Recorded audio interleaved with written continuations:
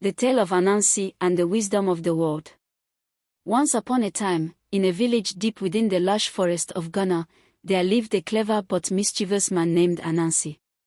Anansi was known far and wide for his cunning tricks and schemes. He loved to deceive others for his own amusement and gain. But as much as he enjoyed his cleverness, he also craved something more: wisdom. He wanted to be the wisest being in all the land. One day, Anansi decided that he would gather all the wisdom in the world and keep it for himself. He thought, if I possess all the wisdom, everyone will look up to me, and I will be the greatest of them all.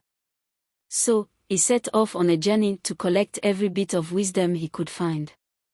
Anansi traveled from village to village, learning secrets, proverbs, and tales from the elders.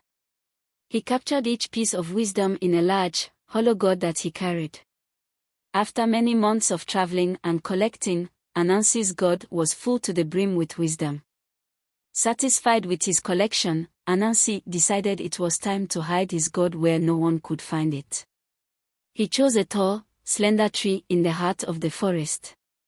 I will climb to the top and hang my gourd there, he thought, far out of reach of anyone else. Anansi began to climb the tree, but with the gourd hanging on his head, the climb was difficult. The gourd was heavy and cumbersome, swinging from side to side and making it hard for him to keep his balance. He struggled and slipped to the ground. As he climbed, Anansi's younger son, Ntikuma, watched from below. Ntikuma saw his father struggling and called up to him, "Father, why don't you tie the gourd to your front?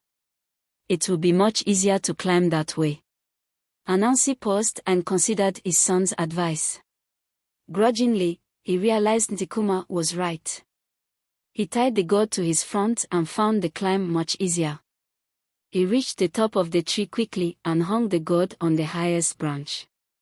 But as he sat there, panting and exhausted, Anansi had a realization. Despite all his efforts to gather and hoard wisdom, his young son had easily outwitted him with a simple piece of advice. If my own son, who has none of the wisdom I have collected, can still offer me a better way, then wisdom cannot be hoarded or owned by one being alone. Anansi climbed down the tree, took the gourd, and brought it back to the village. He smashed it open, letting the wisdom inside disperse into the world. The villagers gathered around, absorbing the knowledge that flowed out. From that day on, wisdom was shared among all people, young and old, wise and foolish. And Anansi learned that true greatness comes not from keeping wisdom to oneself but from sharing it with others. He continued to play his tricks and weave his tales, but he never forgot the lesson of the gourd and the tree. And so, the wisdom of the world remained with the people, where it belonged, enriching their lives and guiding their hearts.